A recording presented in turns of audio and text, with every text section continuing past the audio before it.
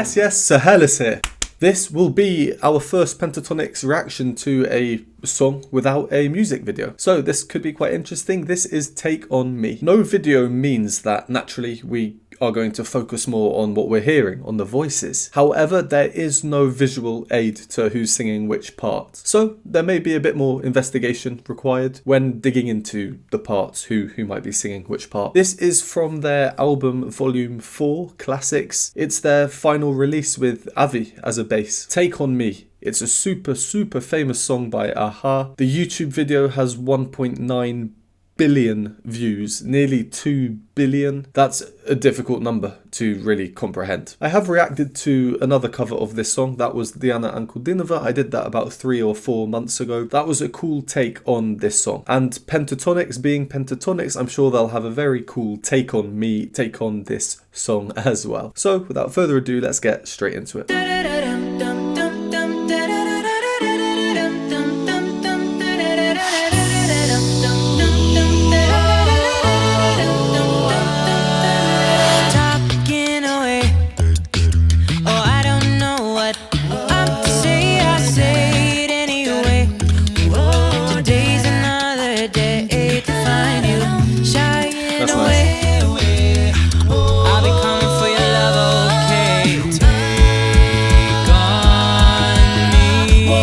Mitch. Take on me, take me on, take on me, I'll be gone.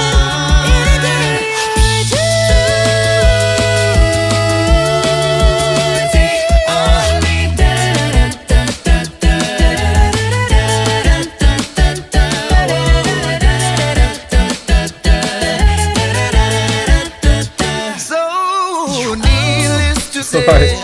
I like it. I like it. It is very strange not having something to look at, no video to watch. You'll have to forgive my face and my mannerisms as I'm just listening. That was a nice rundown there by Scott to begin their next verse. I think let's do our first pause here. If you don't want to hear my analysis, go to the timestamp. First things first, the key. It's in the same key as the original.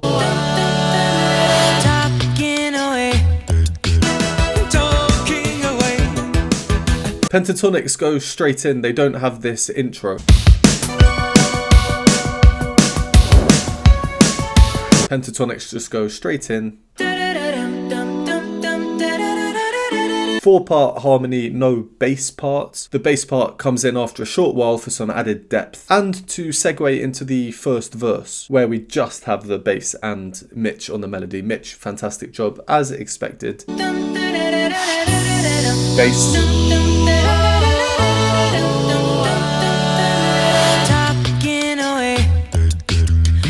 Just the 2 parts with Kevin providing the beats, very exposed. Makes sense though, we often see it in arrangements. Start small and then you get to fill it out and grow as the arrangement, as the song progresses. So as I said, 4-part harmony to start off with, including Kevin. He's being utilized for his voice right from the off. Kevin has this sustained note. The other 2 accompanying parts do change. So the first kind of 2 chords we hear are these. So Kevin here, and then... And then Kevin goes.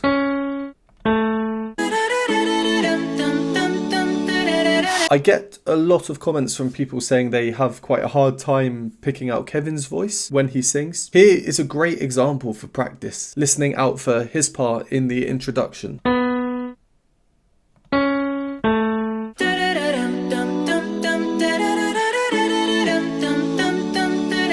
Alright, so the chorus. Mitch has the melody, not surprising considering his range. What is surprising though is the first note. That A2 there. It's only surprising because we don't hear him sing that low that often. At least I don't. Remember, I've not heard every Pentatonix song. This is my 36th Pentatonix video, I believe. If you want to catch up on my previous Pentatonix reactions, the other 35, playlist up here. But yeah, so his range in this song. That A2 to the top E.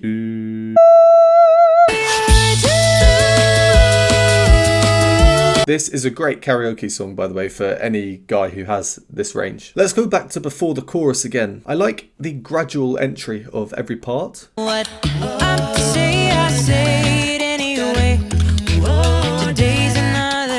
And they're moving towards slightly more dissonant chords, a little bit more funky, such as this one here. This is what we're hearing, with Kirsty and Mitch clashing on these two top notes. And if we bring up Avi and Scott's part, very nice A chord with the supertonic in there. And also these little melodic lines they're adding in. Today's another day to find you.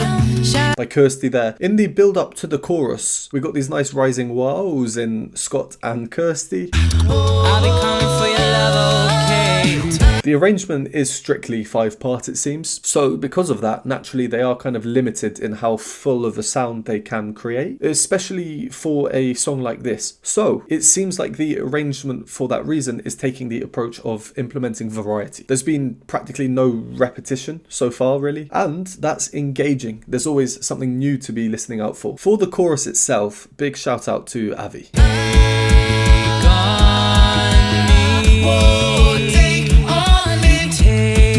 His tone, his timbre, it just suits this really rhythmic bass line so well. I think Matt's would work well here for different reasons. From the handful of times I've seen Matt, I believe his voice to be a bit more instrumental, you know, sounding like an instrument. But Avi's is so authentic and unique and just such a vibrant feel to it. Just to be clear, this is not a comparison between the two. I love them both. I very much like this delayed Take Me that we get, and then they all sing on homophonically.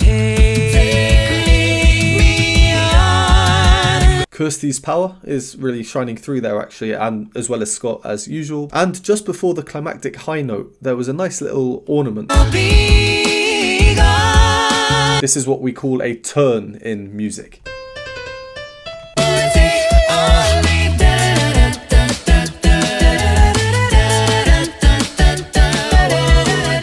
I know I'll listen to this so many times afterwards, each listen focusing on a different part, a different person. Without the video, it is just great for practicing hearing the different parts. Scott's is the part in this bit that sticks out to me the most. It's very much a harmonic roll. He has many repeated notes, there's no fancy jumps, it's arguably quite boring, but its purpose is to fill out the harmony.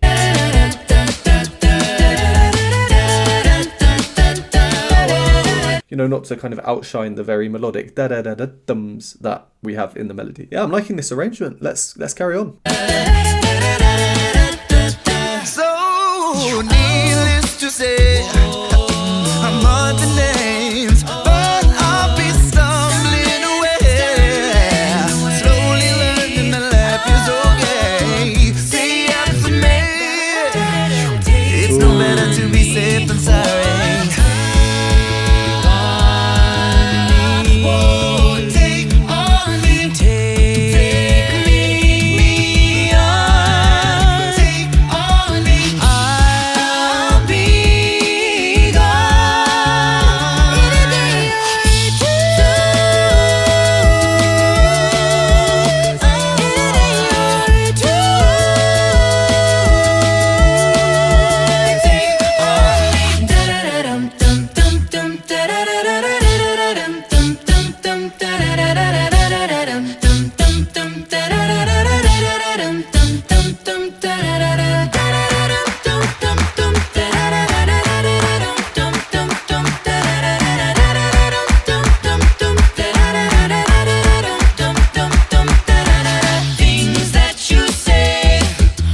I really like that bit. I really like that last bit, the clapping. Oof. But we'll get to that. I mean, that last bit as well, just without visuals, how well Kirsty and Mitch work together. It's just so apparent.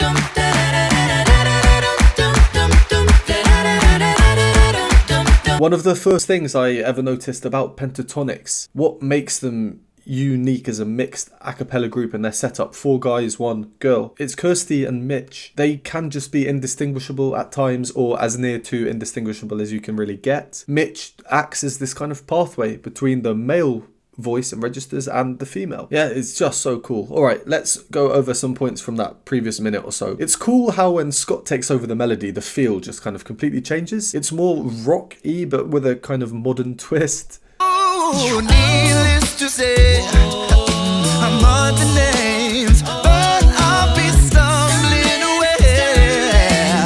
mostly due to his singing style, I think. There on Stumbling Away, that run down. To be honest, I'm not the biggest fan when singers do this in general. I'm a bit more traditional in taste, I guess, you know, without all these crazy vocal runs and ornamentations, embellishments. But it does not take away from the amazingness of Pentatonix for me. I actually quite like it because it's a stylistic uniqueness about Scott. They all have their own quirks and traits. It's one thing I love about Pentatonix, how they're all so unique, but combine as a team to produce these amazing bits of music. No one is outshining anyone else. Yeah, and also, sorry, about Scott's singing style, this kind of croak he does on Say. So needless to say.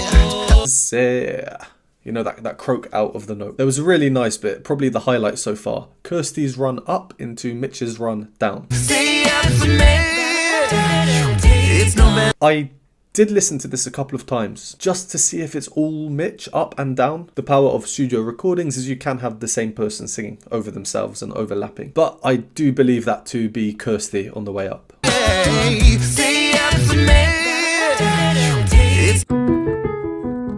So we get a handover back to Mitch for the chorus. Fair enough. I mean, it could be quite cool to see Scott going up to the in his falsetto. I was rewatching Video Killed the Radio Star. That was my first Pentatonix reaction on this channel. Please check out my video if you haven't and are interested. Card up here. He goes so high in his falsetto, so he obviously has it in the tank. But yeah, if you have Mitch, use him. We get some unison singing.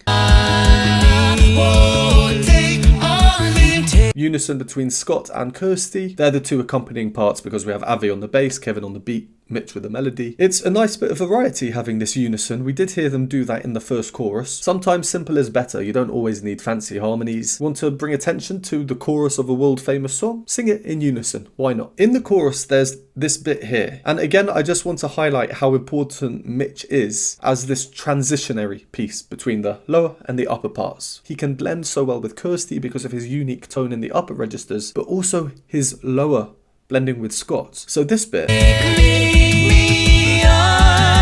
Scott's part, the first part is very obviously Scott, but the last note, it kind of sounds like Mitch. I know it's Scott, but having to think, is this Kirsty or Mitch, or is this Scott or Mitch? Well, it's just great because it shows how good their group blend is. They repeat the climactic line in the chorus, which is a nice choice. It allows Mitch to add some grace notes in there, go a little bit higher than that E.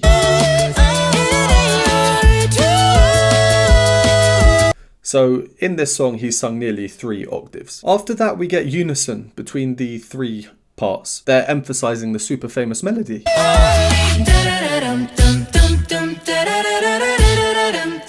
It's so catchy, everyone would recognize this and want to sing along if they hear it. Avi and Kevin are the 2 non-unison parts, and they're just working so well together. Another one of the first things I noticed about Pentatonix was how well Avi and Kevin work together. Avi is percussive as it is, Kevin accentuating Avi's percussive notes. It's just such a cool effect.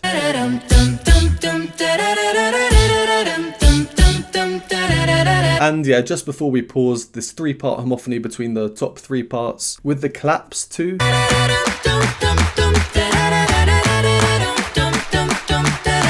I always say that I think claps are so catchy when they're used well. Here's an example. I really like that section. All right, let's carry on until the end.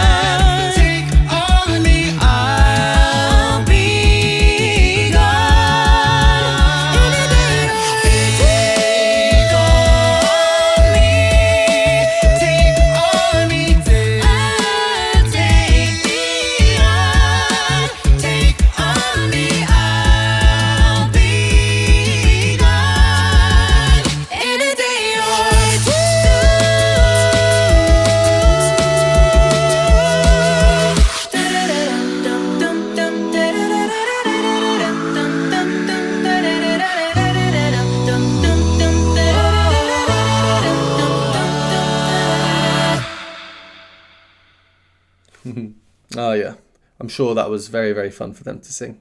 Nice arrangement, really, really nice arrangement. Taking on such a behemoth of a song, such a famous song, you know? And some very cool parts in the individual lines there. So there was this bit, let's go back. I think they sang All the Things I Can't Remember.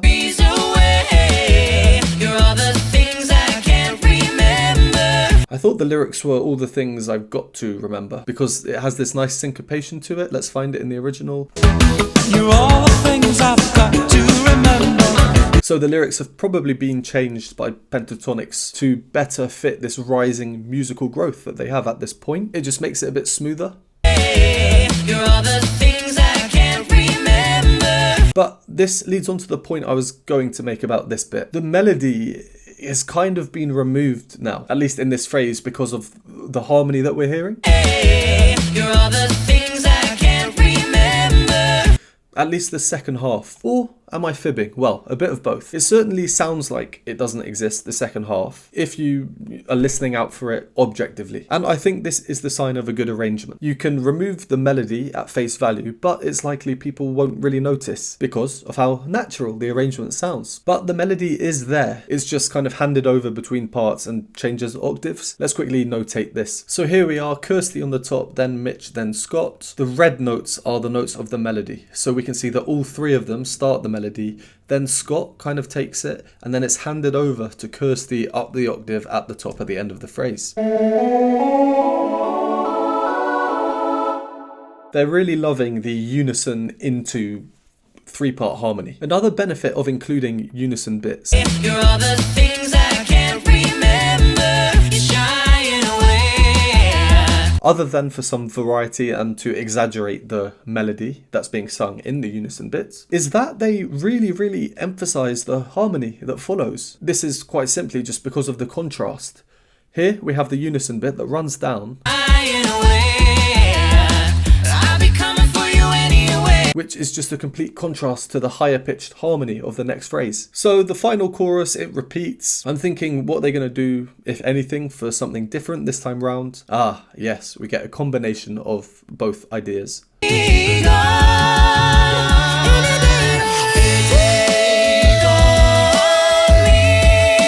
And to end, I like their choice of finishing with no beat, similarly to at the start. We do have this kind of wind effect in Kevin.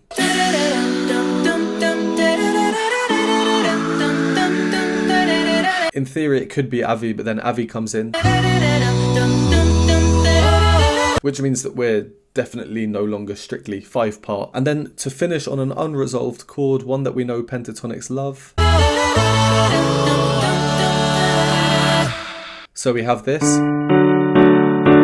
a nice D chord, and Mitch, but then Mitch moves to the supertonic note number 2. Yeah, I enjoyed that. I do like the original song. I don't think it's one of the best songs ever, but it's definitely fun. Everyone knows it. Like I say, definitely a good karaoke song. So it's always good to see a good cover of it, especially with an arrangement like this. Quite interesting having no video to watch whilst doing it. I have been recommended quite a lot of Pentatonix songs that don't have a video, so I hope people don't mind this format, because if people really, really hate having no video, then it would kind of scratch off quite a few Pentatonix songs from my list. Let me know your thoughts down below, and also let me know which Pentatonix songs you'd like me to do in the near future. Video, no video, Avi, Matt. My list is already pretty long, so it might be a challenge to mention one that's not on there already. On that note, let's leave this there. As always, thank you very much for watching. Would appreciate a like and subscribe. If you enjoy my content, want to support me, join the community, vote on future polls, you can do so by clicking on the link to the Patreon on the screen, and I will see you next time.